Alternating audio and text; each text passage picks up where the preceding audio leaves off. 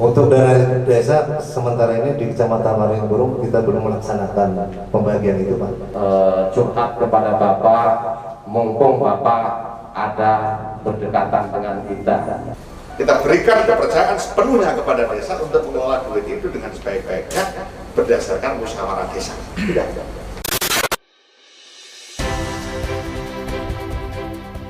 Kabupaten Banten yang terkenal dengan sejarah Kesultanan Banten ini menjadi lokasi sidak Menteri Desa Pembangunan Daerah Tertinggal dan Transmigrasi, tepatnya di Desa Waringin Kurung, Kecamatan Waringin Kurung, Kabupaten Serang, Provinsi Banten.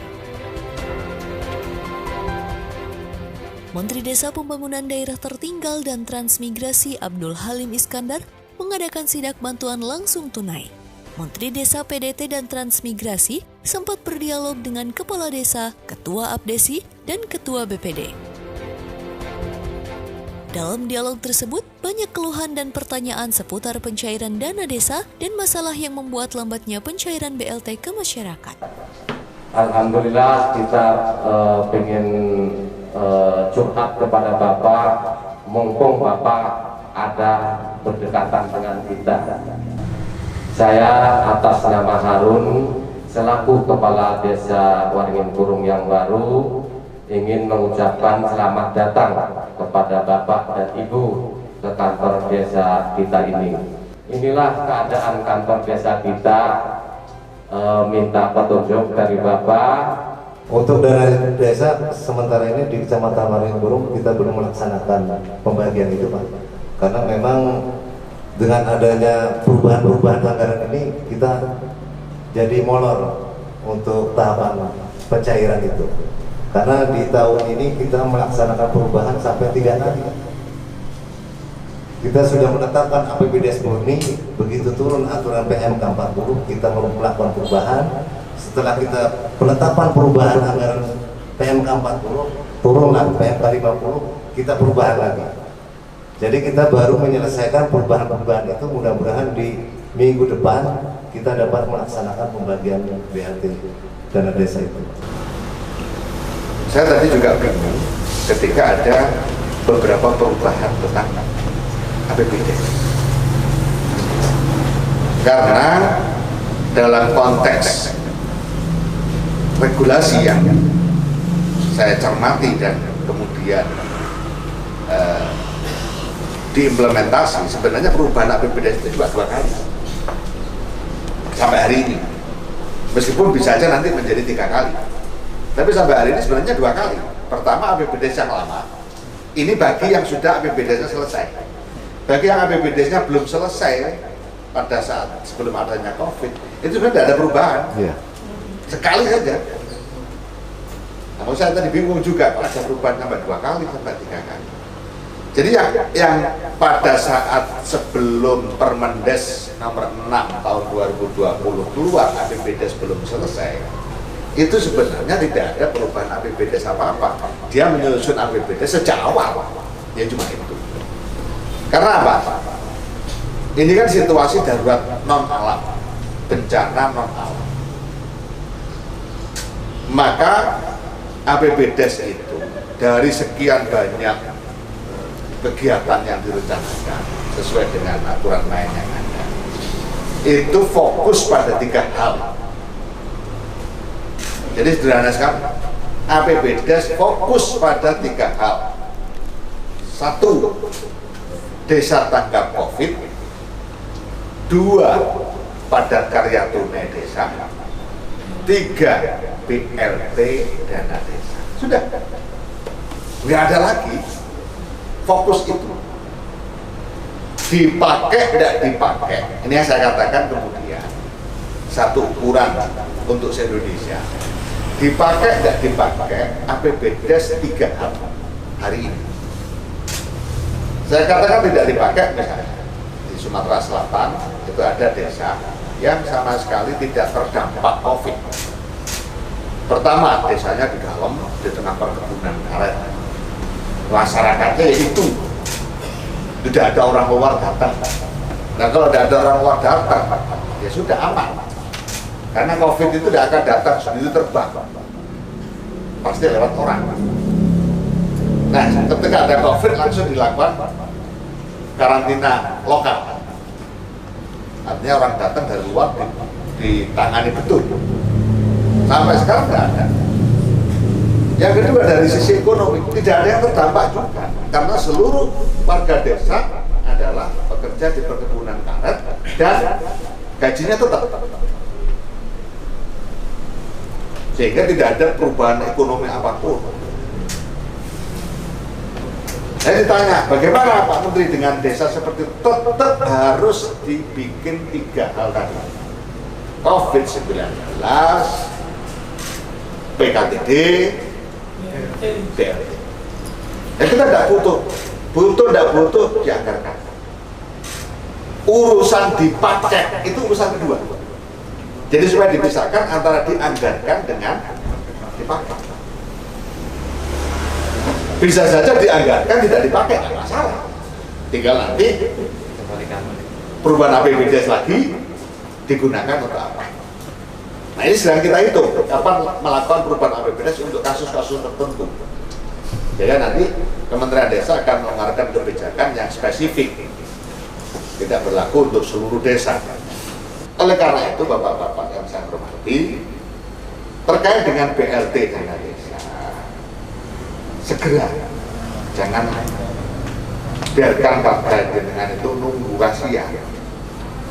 Urusan BST urusan lain. Tapi kalau sudah BST didahulukan, ya udah selesaikan dulu BST.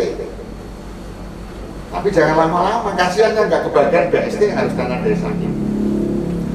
Dalam adanya musibah dan wabah seperti ini, semua kepala desa ini pusing Bang Menteri, pasti dengan ada bantuan kemarin itu ya, yang ini dapat, yang ini enggak, wah Pak Lurahnya pilih-pilih keluarga ya, padahal mah tidak. Intinya data yang diajukan oleh semua desa ke kecamatan, kirim desa ke kabupaten, kirim ke pusat. Ternyata tidak valid Pak Menteri, jujur tidak valid. Contoh, kemarin saya dapat 1.560, paling banyak 1.560.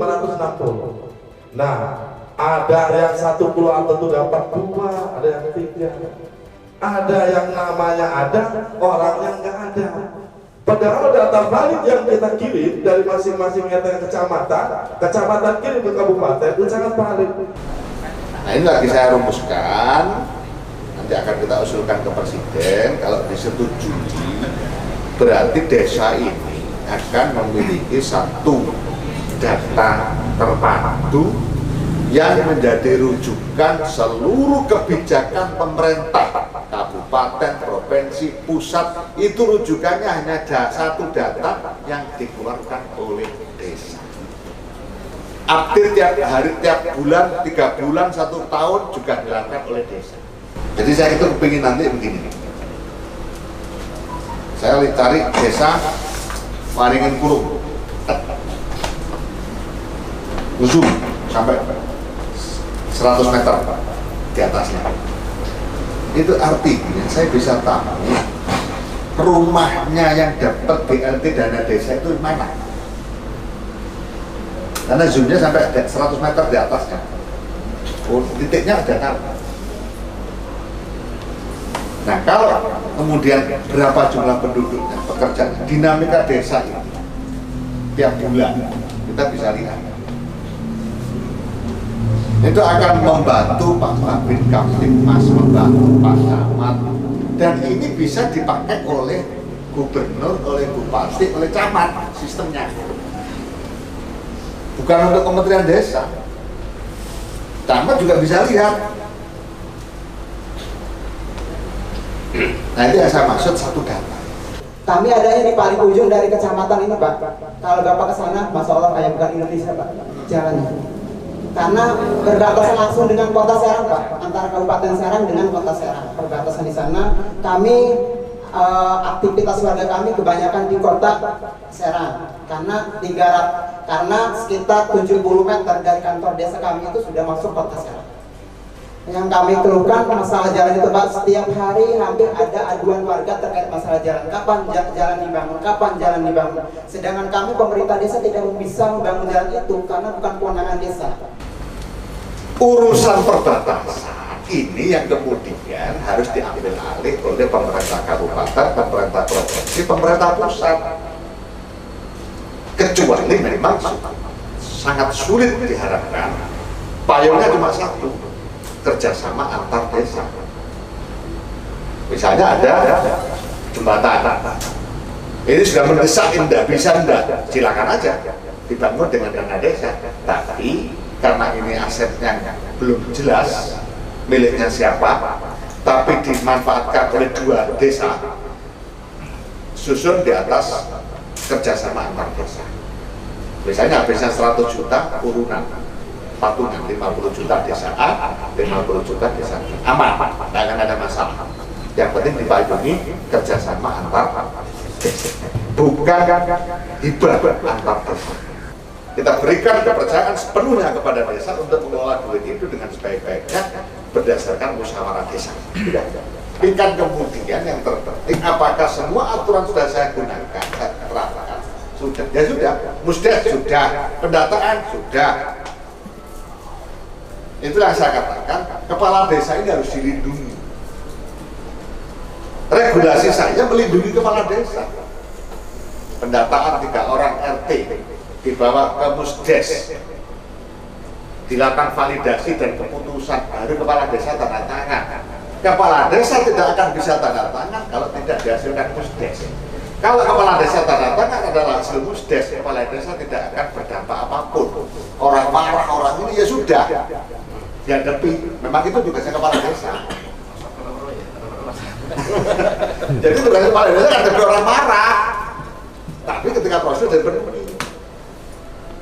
Nah, ketika regulasi itu tidak membela kepala desa, tidak ngayomi kepala desa, misalnya pendataan oleh kepala desa dan diputuskan kepala desa, hancur kepala desanya. Jadi kita hitung, dan regulasinya memang begitu, aturan mainnya memang harus musdes.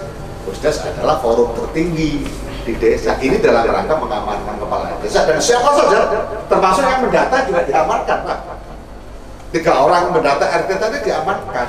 Kenapa? Karena data yang dibawa itu masih divalidasi di musdes, diputuskan di musdes, selesai. Nah, kalau Pak Kepala Desa mikirkan berapa tadi 3.000 KK dengan segala dinamikanya, nggak tidur. Dana desa adalah dana APBN yang diberikan kepada desa. Siapapun tidak boleh mengintervensi. Menteri hanya memberikan kerangka penggunaan, bukan mengintervensi. Kenapa harus menteri ada kerangka penggunaan? Karena ini APBN, maka harus bersejalan dengan strategi pembangunan nasional. Tidak boleh kemudian tidak simultan dengan strategi pembangunan nasional APBN. Nah itu makanya dan yang dirugikan siapa? Kepala desa. Sekarang di mana? Di Waringin Kurung ini misalnya 11 desa diambil oleh saya 100 jutaan misalnya. Terus saya belikan sembako, saya bagikan lagi. Saya tidak ngambil apa-apa, saya bagikan lagi. Pertanyaannya, apakah duit 100 juta yang saya ambil kembali 100 juta ke desa? Enggak, pasti ada yang 90 tinggal, ada yang 110. Namanya subsidi silang. Dana desa belum ada subsidi silang,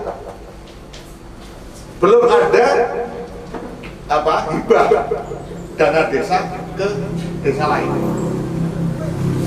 Sama halnya beda dengan kabupaten. Kabupaten sudah dikenal aturan hibah antar daerah.